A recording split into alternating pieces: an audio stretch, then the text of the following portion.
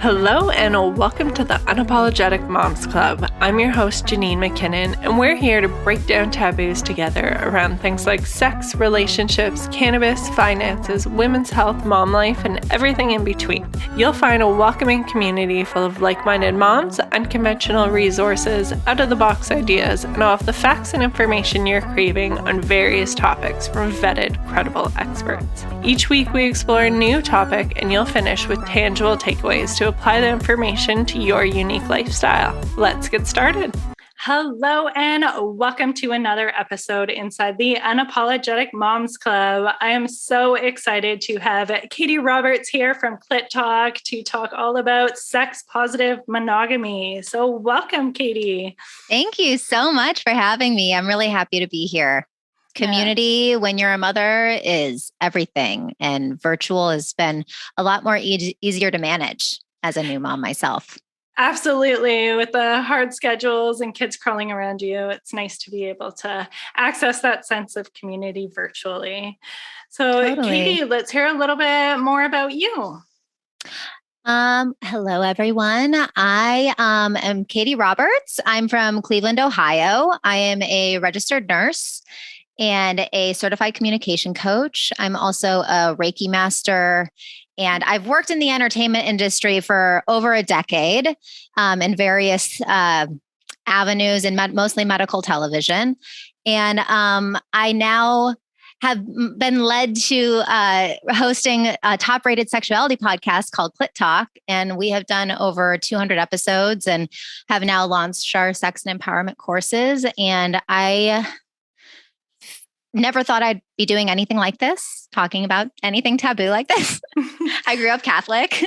And, all of this has been a really incredible, it's all started as a personal journey for me. And I'm just so privileged and grateful that I now have the opportunity to give it all back, because it's completely transformed my life. This conversation of demystifying, sex and taboo and being able to talk about it and being empowered in my communication around it and empowering other men and women and couples to do it as well. And thruples, whatever you're into. So I'm really happy to be here. So thank you for having me. Yeah, thank you for coming and reaching out to me. I really enjoyed listening to Clit Talk. I found it so refreshing to hear you and your other co-hosts just naturally talk about sex in all different areas, sex parties, different kinds of relationships. And it's just out there, normal conversation. It's so refreshing because we really need more of that. And that's how we can learn more about what's out there, learn more about ourselves. And like you said, that path of self-discovery, it's really nice. Yeah, we always like to say like one man's taboo is another man's Tuesday. So we really cover the gamut. I am the monogamous one out of the three hosts on the show, and we kind of run the gamut. Lindsay's kind of in the middle of the Kinsey scale, and Sugar, also known as Madison, is in an ethical non-monogamous marriage. And she actually opened her marriage. She's a bisexual woman who was in a monogamous marriage, and they opened their marriage throughout the show. Cool. Really successfully and beautifully. And I had, I know we want to talk about this. So I had a lot of judgment. I never really knew much about polyamory. I didn't really have any conversations around it other than like, oh, it's like weird, people who are like sex freaks or whatever, and which is not the case. Right. And I was afraid she was going to ruin her marriage and all of these things. And that's where I really kind of started coining like sex positive monogamy, because not ethical non-monogamy is such another world. And I think pleasure can exist in both realms. Right. So, Yeah, I found it really interesting. We did one of our first interviews was about a swinger lifestyle. Right. And for me, like, it's like, oh, it's kind of more out there, right? Like, how do you do that? But having the conversation with her and talking to her about it, it's like, oh, that actually seems so like normal. And like, it's really your approach to it. And it's about you and your partner or partners. And it's so respectful and you have the boundaries and it just seems so normal and approachable. And so if that is something you're interested in, there are ways of going about it that aren't necessarily so scary, or you don't need to be freaked out by the idea of it.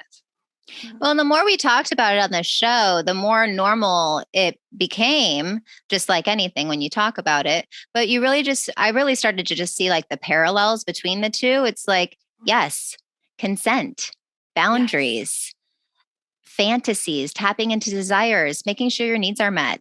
Those are all things, whether you're monogamous or non-monogamous. So there's a lot of parallels to all of it. It's just a matter of what structure you're, having sex in, basically. Yeah, absolutely. So let's dive right into it. What is sex positive monogamy? So sex positive monogamy to me, so monogamy first is staying sexually exclusive with one partner. And it's expected in our current culture, which is a patriarchal world culture, it's mostly expected and assumed, right? And we kind of discuss it's not really the case, and it doesn't have to be. But in monogamy, there's all these like ball and chain. There's no mystery. There's no excitement. Like, you have to have the bachelor party because you're never going to fuck another woman for the rest of your life. Like there's all this negative connotation around it. So sex positive monogamy is really like reigniting and keeping that flame really going. And you can still explore and be kinky and freaky in a monogamous relationship. One of my, I guess you could call it claim to fame, not really, but one of my main stories is, I got pregnant. So I started Clit Talk. I never wanted any kids. I was a 30-year-old woman who had never masturbated before. I didn't know that women masturbated. I thought sex was mostly for a man's pleasure.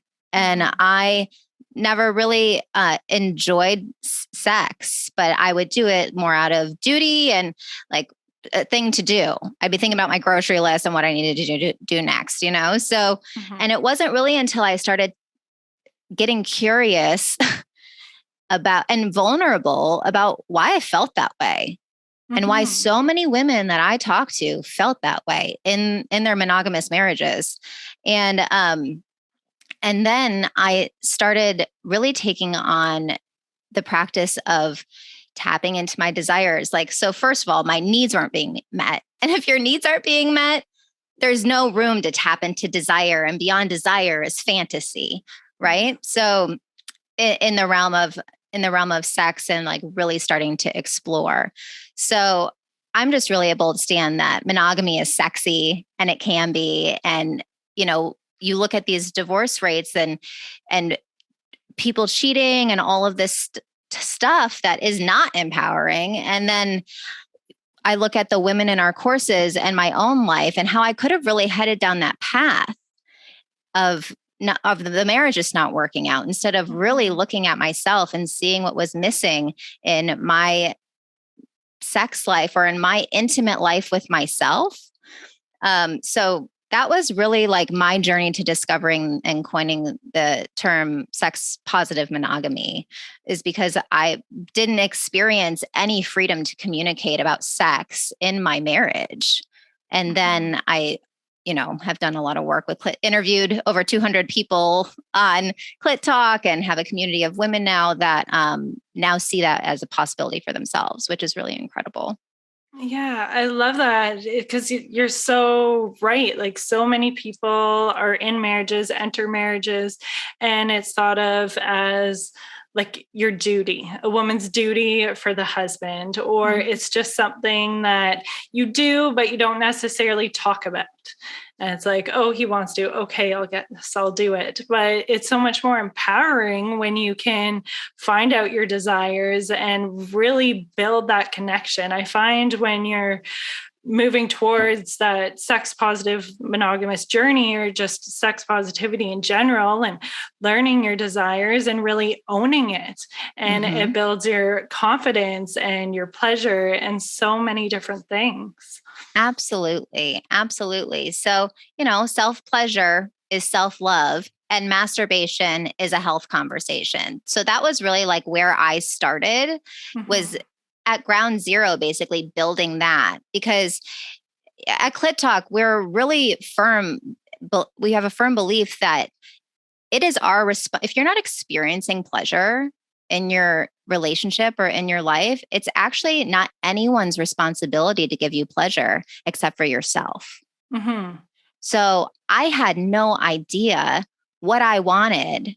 My husband wasn't empowered as my lover because I wasn't able to communicate anything that would help him give me what I wanted. Because all he wants to do is give me what I want, right? And coming to that realization, and then starting to explore and really develop a masturbation practice, a self-pleasure practice, and explore in that realm was a really, I would say, deep emotional experience at the beginning, because what I didn't know was there was all this, shame and trauma, and, that I think everyone, men and women, all carry, but I wasn't like abused. It was just, regular stuff that we all carry. And then it runs up the gamut from there for, survivors of sexual abuse and all of that. So really getting tapped into what you want, and you being able to please yourself, me being able to please myself before I could enter any sort of conversation of my husband being able to please me, so really taking on that it's my responsibility. So what am I going to do? So yeah, I had a similar experience. I didn't masturbate. I didn't try a vibrator until within the last year and a bit for the first time. So very similar to you, in my 30s, and hadn't explored that. And to be honest, I can't remember exactly what spurred it, but I know that exploring that with myself opened the gate, and it's just everything came from there. And it's really interesting how self-pleasure can go down the road and how it can really strengthen the connection you have with your partner. But it's really being in tune with yourself first. So that goes into our next area. How do we tap into our deepest desires? How do we find out what we truly desire and what brings us pleasure and what we want? That's a really great question, because it's individual to each person, right? So, but I always look at first, are your needs being met? Like, is your life working in a way where your needs are generally met, or are they not? Because if they're not, that's where you want to start. So in our Sex and Empowerment Signature Masterclass, what we really teach is desire mapping. And we do a whole 7-week course on teaching people how to do this and how we do it and how we've done it for years. So really, in the beginning, it's kind of what I was talking about before, like having a pleasure practice, getting keen on like what brings you pleasure, clearing out and starting to listen to your pussy, to your sex if you're a man, right? Like just listening to your sex on like, and starting to let that guide you, because the goal of desire mapping is to have what you want, have what your desires are, be able to write them out in a way where it's measurable so that you can actually stand in the accomplishment at the end of like whatever time frame. We give time frames and stuff. So of like when you're going to achieve your desire. So tapping into them is sometimes the entire desire road mapping, really allowing yourself to explore and like try that thing that like I never would have gone to a sex party in my entire life. I literally went, and I've only gone to one, And I got pregnant there, which was the best thing that's ever happened to me. That's awesome. What a story. When I got our due date, I was like, oh, that was Halloween. That's when we all went. But our whole cast went to it. We had 9 women at the time. We all went to a sex party so we could hop on there and talk about it. And I wanted to bolt as soon as I got there. It was so uncomfortable for me. And it was just, anyways, it's a different story probably for another day. But it ended up being like really an incredible thing for me to push a boundary, right? So one of the general rules that has really helped me, and one of the sexperts that we had on the show, Mikey B, who did our Valentine's Day event last year, he really broke something down for me. So once your needs are met, we want to look at desire versus fantasy. And this really creates an arena for you to explore, because a desire is something that you actually want. You actually want to do that thing. A fantasy is something that you really like want to say, you say you want to do it, and maybe you want to try it in your mind, but it's not anything when you're talking with your partner, it's not anything that you're actually going to do. You want to fantasize about what you want to do, because sometimes that can help you tap into what your real desires are. You're like, yeah, I don't really want to do that, but this, this is something that is really digestible for me. This is like, I just felt, my pussy like open, like you start listening to your body. Yeah. And that is why the health portion, me being a registered nurse, I'm so passionate about this conversation, because preventative medicine, integrative medicine is all about listening to your own body and being in tune with yourself. So being in tune with your sex, you'll do that if you have a regular pleasure practice, self-pleasure practice, and are really honoring yourself and your time. You are worth to take the time for yourself. So really listening from desires, like, what do I desire? You'll ask most women, they'll be like, I don't know. I want more sleep. It's like, that's a need. So you really want to make sure that you're taking care of yourself. And with desire mapping, so we nail all those down, and then we map out the rest of your life around your pleasure. And that's what we call a pleasure positive lifestyle, which is really taboo. It's like, is that even possible?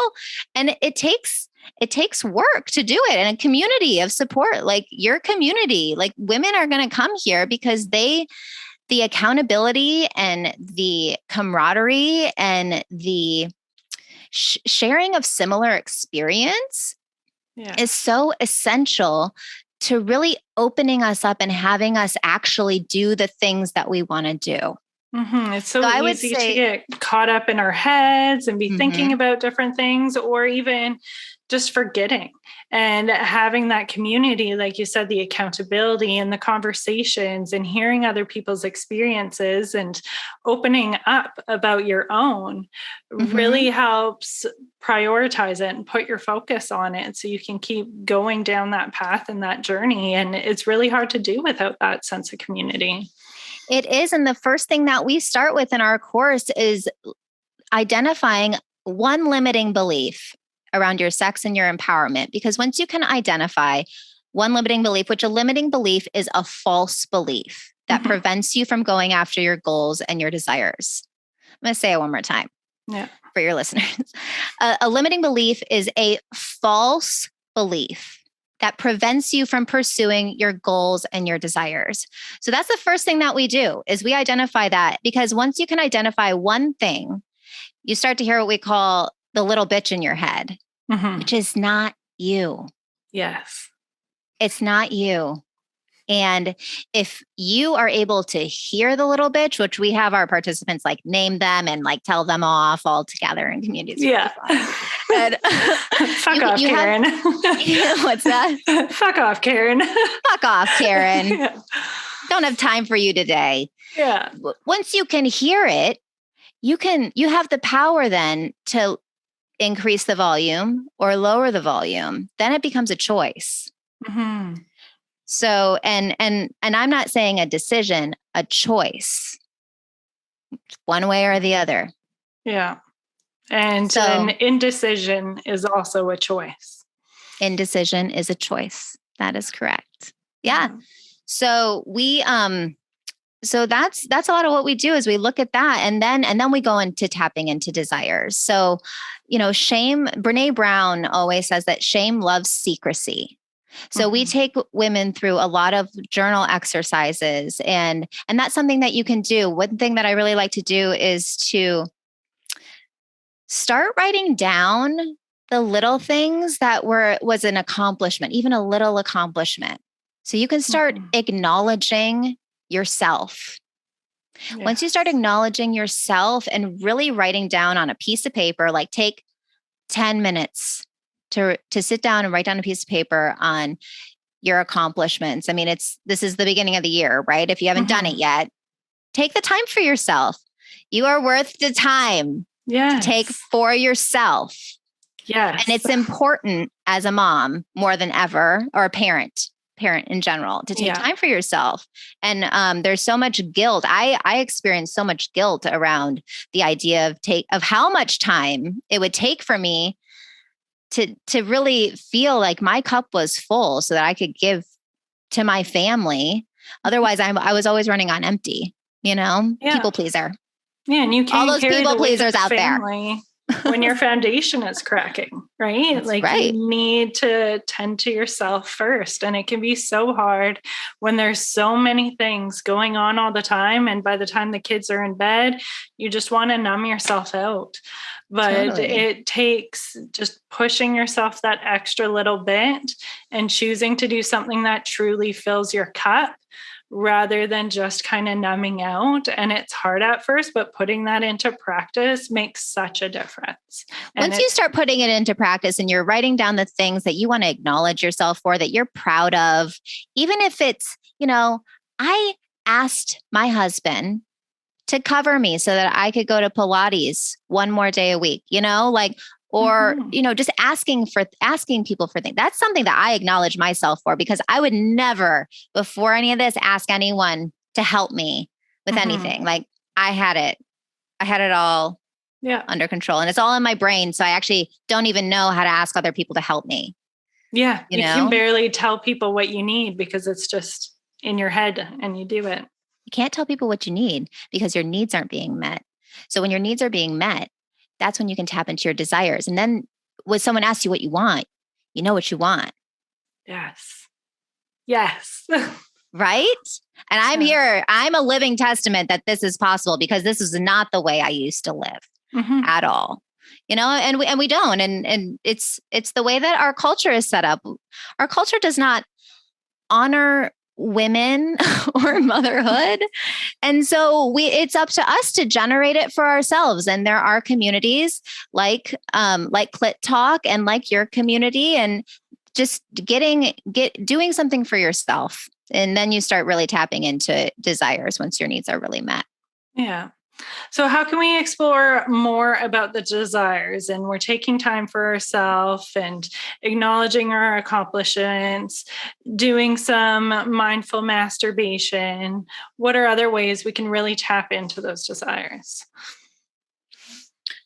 Well, if you're looking for, desires, like sexual desires, our podcast is a weekly podcast where I've picked up so many tips and things that I want to bring into the bedroom, and I want to talk to my husband about, to see if that's something that he's comfortable with. It's something that I'd like to try, so having my desires come to reality is really taking time to research and explore. And, one of our top episodes this year, it's always fun. At the end of the year, we get like our favorite episodes. Last year or the year before, it was our squirting episode. And this year it was dick whispering. I was just had that in my mind. Is it the dick whispering one?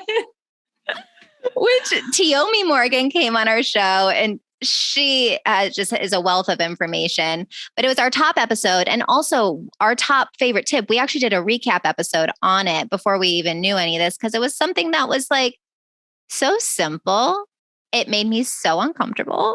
Yeah. So when you're like kind of in that feeling like that uncomfortable, but like you still want to do it. I need to try it. That's where I am right now. Yeah, that's where I was. And even the first time I did it, I was like, hi. Yeah. Not sure what I'm supposed to say to you. So but it was fun, infusing play into your sex life in your solo practice and with your partners.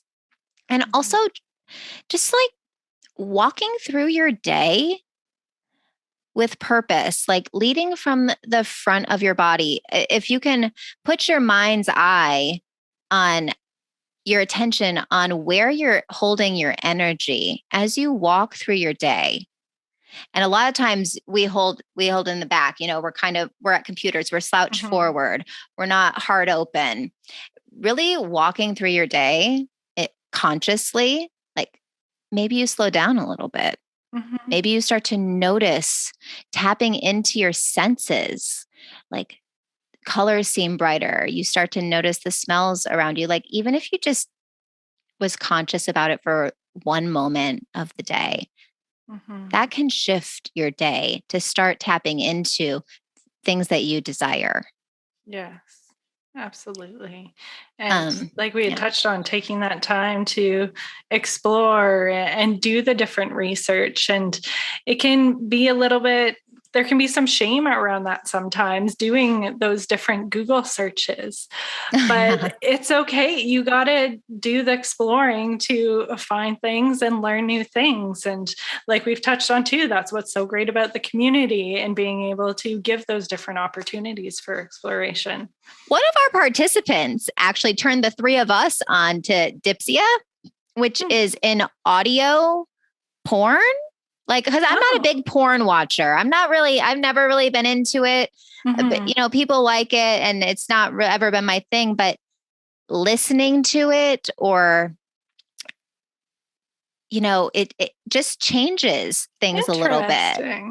And the other thing that I just thought of was erotic blueprints are really hot right now. Ever since Gwyneth Paltrow came out with Sex, Scoop, and Love, or whatever it is. Just finished watching that last night, finally. Okay. So erotic blueprinting is a free test that anyone can go take, and your partner can take it. And I actually took it for the first time this year, and you can it breaks down what your sexual preference, there's like 5 different categories. And I'm not an erotic blueprint expert, but we have a lot of episodes on Clit Talk where you can learn more about it. Yeah. And in the free giveaway that I have for your listeners, we actually have an unreleased episode that really breaks down the erotic blueprint and how that can serve in your own self-pleasure practice, depending on what percentage you are of like. I'm kind of the same percentage for most of the categories, except I'm not a shapeshifter, which is basically like you can become anything and you're like into it all. You're probably the more sexual person. Yeah, really? But I want more focus. I want to know like exactly which ones to kind of explore more instead of just saying everything. I was honestly a little bit like, oh, I got shapeshifter. Well, you get that information and you're like, what do I do with it now?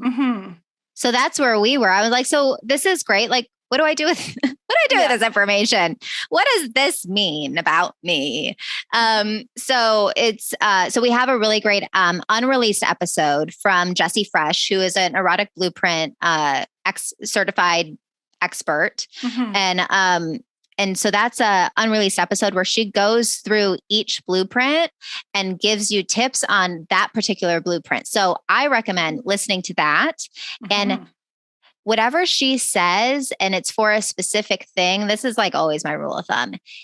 If you're listening to so I want to do an exercise in a minute here, but if you're listening to, like, you feel your root chakra, your pussy area, your undercarriage kind of release and relax by something that someone said, try that. I like it. Right? Yeah. So there's this one exercise that is one of my like all-time favorite tips, and it's from Marla Mervis Hartman. She's a guest that we've had on Clit Talk several times, and she runs Love Your Body, Love Yourself. And she helped me really feel with this simple exercise how I could actually feel how all of our round orifices, our mouth, our nose, our pussy, our anus, all of that is spongy tissue, which is erotic tissue. It's orgasmic tissue. So she came on our show and she blew my mind. And there's this thing that she does. It's a straw exercise. So it's like you're sipping through a straw. And when you sip in, you can feel how when you do that with your mouth, your pussy also does that. And when you release, it opens. Did you feel that? Yeah. So this can be used for a lot of things. It can be used for what you can, if just for listening for what you want, because a lot of times we don't know what we want, but your pussy knows. Our body knows what we need. Our bodies are so smart. And our body also knows when we're holding on to trauma. So it also, we talked about that earlier, but it would also reveal things to you when you're ready to hear it. Mm-hmm. But this is also one of my favorite tools for edging, whether I'm in my solo practice or a partnered practice. And edging, have you talked about that before on your show? No, but it is a topic I want to explore for this next season. Oh, great. Well, we can kind of do a little intro to it now. You can bring an expert in. So edging is, so I use this breathing technique that she gave me all the time because I was a woman who would never let my husband give me oral sex. It was too uncomfortable for me. Mm-hmm.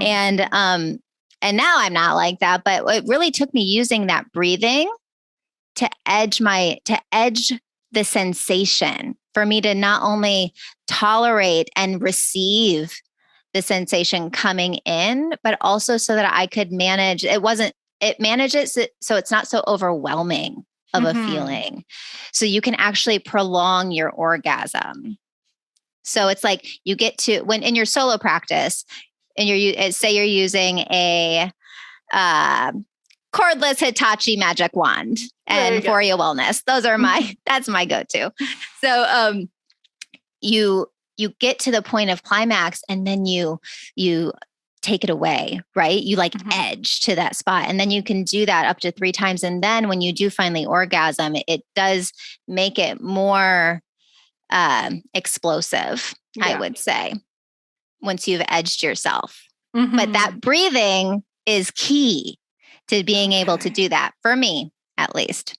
Interesting. So the breathe in to kind of... The straw breathing. Yeah. Breathing in through a straw, out through a straw. And you feel when you breathe in, how your pussy opens. Mm-hmm. You breathe out and closes up. Okay. And just continuing that helps with edging. Interesting. Mm-hmm. I'm going to try that. I know. Yeah. And with learning about these different things and hearing the different podcast episodes, I find it's a really great way to open into the conversation with our partners too. Because sometimes it can feel kind of awkward out of the blue bringing something up, but it can be a nice segue. Oh, so I listened to this the other day. What do you think? Oh, yeah. All the time. We get listeners writing into us being like, so I sent this episode to my husband. I told him no pressure, but it was something that I would really be interested in. I want to see he was comfortable with. That's a great way. And then Cam Fraser, he's like the top sexuality coach in Australia for men. He did a couple episodes with us last year. And one of my favorite tips from what you're talking about from him was, if you're talking to your male partner, and I don't know if your listeners are more heterosexual, but men conversations tend to go better with male partners when you're having new or taboo or uncomfortable conversations, to have them while they're moving. Oh, so you know how you want to sit down and have a chat? Mm-hmm. Why don't you go for a walk and have a chat? Okay. And statistically, those in that little shift, right, has the conversation go a lot more positive. Mm-hmm. That makes a lot of sense. I haven't heard a tip like that before, but it makes a lot of sense, reflecting on different conversations we've had and how maybe at times you want to kind of pull back a little bit, but when you have that movement, it's a little bit easier to keep going. Yeah. Yeah. And, we're communication coaches. So approaching a conversation, we're allowed, consent is a thing, not just for us women, but for our partners. So we're allowed to say no, and they're also allowed to say no. Absolutely. And having us not make that mean something about ourselves or about our marriage. Maybe that's just not the thing. So, and that's okay, because there's plenty of other things that you can explore. And maybe there's some sort of way to have a conversation where they warm up to it later. But if you have a conversation, if I'm going to my husband and I want to, okay, so this year I want to go to a dungeon because I've never been to one. Okay. And it's like, that's my desire, like what on my list, because I've never done it and I think it sounds really fun. And out there would make me really like probably uncomfortable, but it might be something that I discover something that I really like, Yeah. And so I kind of lost my train of thought. You don't need to edit this, but having the conversation with your husband and approaching something that's a little bit more out there. Yeah. So, and I'm sorry. Yeah, that's okay. And we had talked about kind of having those conversations while moving on the go. I can imagine that's nice too, because you don't necessarily have the direct eye contact.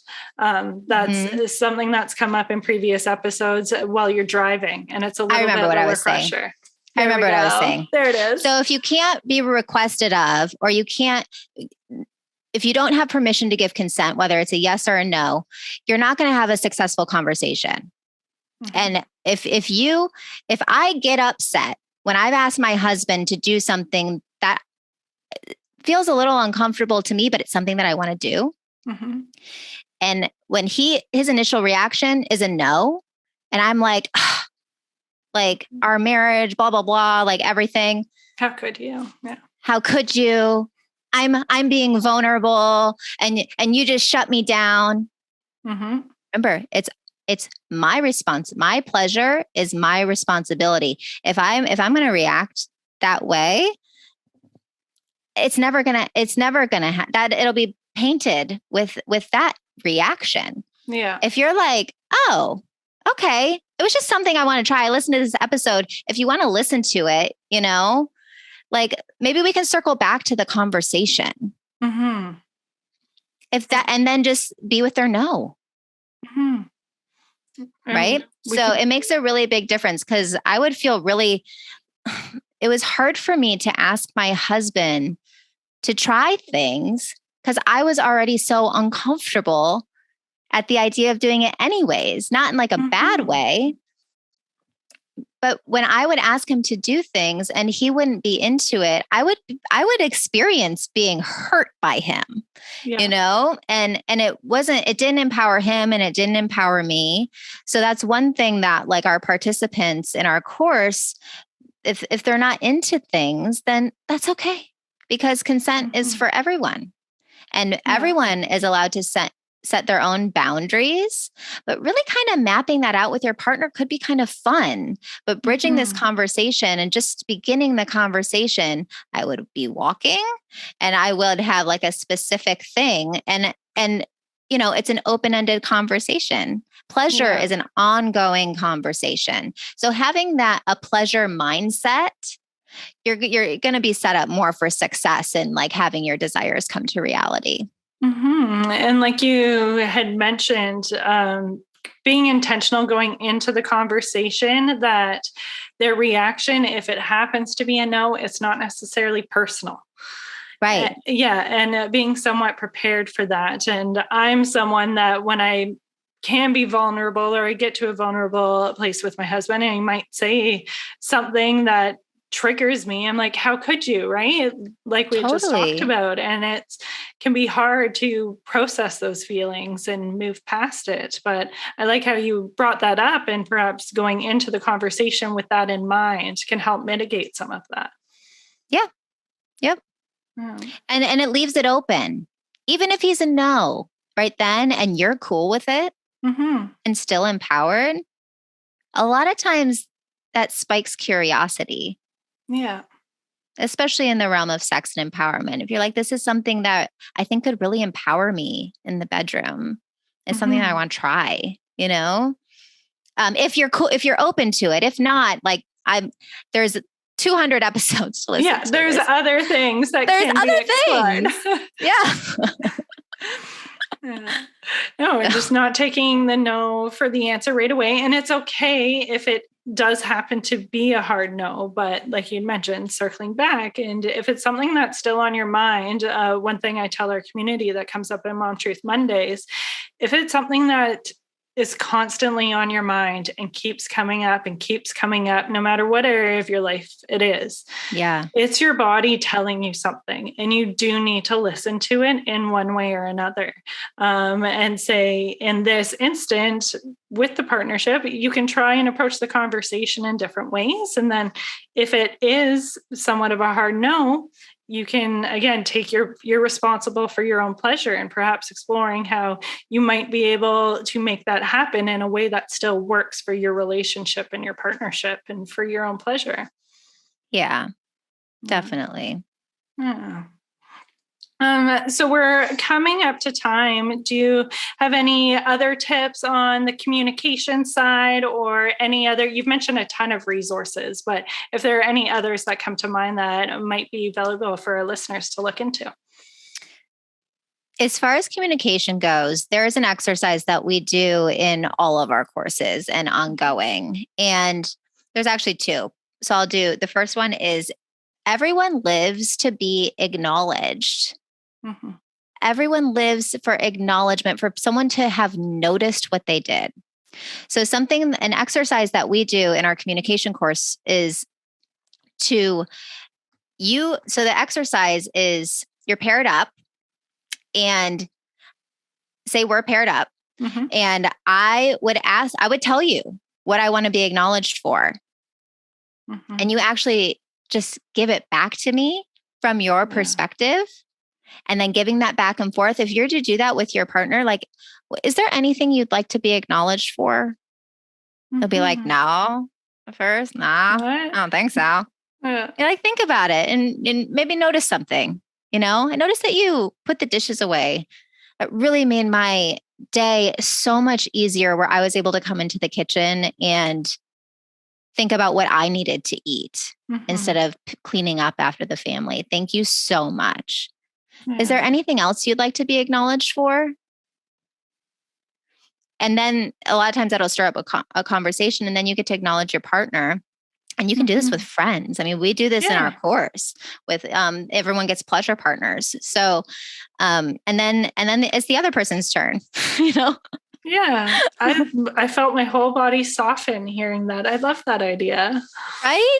Yeah. It's something that, like, it's so simple, and it's like, oh yeah, that's easy to do. And why don't I do that more? But that's a really great exercise of actually asking for what you want to be acknowledged for, and allowing your partner, your friend to have the freedom to say what they want to be acknowledged for.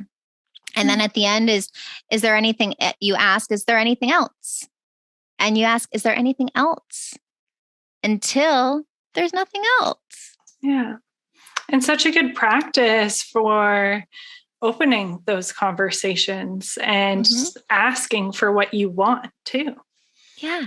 And asking for what you want. It's a great opportunity to request whatever you're desiring too, you know? Yeah. People live to be acknowledged. It's a super effective communication tool, and it just creates more love and affinity and intimacy in all of your relationships. Yeah. And one of Mama Gina's, so Regina Thomashower, I can't even believe I haven't really mentioned her name in this interview yet, but she inspired her book, Pussy, a Reclamation, inspired Clit Talk podcast. We were a book club reading Pussy, a Reclamation, and we were calling in every week, every time we read a chapter. And I worked in entertainment forever, and so did my other girlfriend. And we're like, I think this is a show. So because all of our it was turning our life upside down. Mm-hmm. So we're a huge ambassador for Regina Thomas Shower, the creatrix, of GPS, the great pussy in the sky, which when I talk about listening to your pussy, it's your GPS. It's your inner GPS, but it stands for great pussy in the sky. An exercise that she does is she calls it the Holy Trinity. And it's a brag, a desire, and a gratitude. So when we first did this on our call-in book club, it was the most triggered conversation I've ever had with 9 other women. None of them wanted to brag about themselves or say something nice about themselves. I started crying. I was like, I had to brag about myself. I started like sobbing on the phone. It was such a weird reaction now thinking about it, but it was pretty universal. Like Lindsay, our other co-host, got so angry and didn't do the exercise. Oh, wow. But what you do is you brag. Mm-hmm. One brag, one desire, and one gratitude as a practice. Mm-hmm. And it's in communication, and your words create your world. And a lot of times it's just a really great exercise. We start all of our pleasure partner calls with them doing a Holy Trinity. Okay. Together. Mm-hmm. So many great tidbits on this episode. I feel like I have so many different things to try out now and read and people to check out. Yeah, good. Well, thank you so much for being here today and sharing your knowledge with all of us. I really appreciate you taking the time. Of course. Thank you so much for having me. This was a pleasure. Thanks. And thank you to everyone listening. And we can carry on the conversation within our Facebook group and group chat and in our Hangouts too. Perhaps we will go through the Holy Trinity together when we hang out on Zoom. So yeah. Okay, that's it for now. See you guys later. Thank you. Bye. Thank you for joining us inside the Unapologetic Moms Club. Have questions or comments about this week's episode?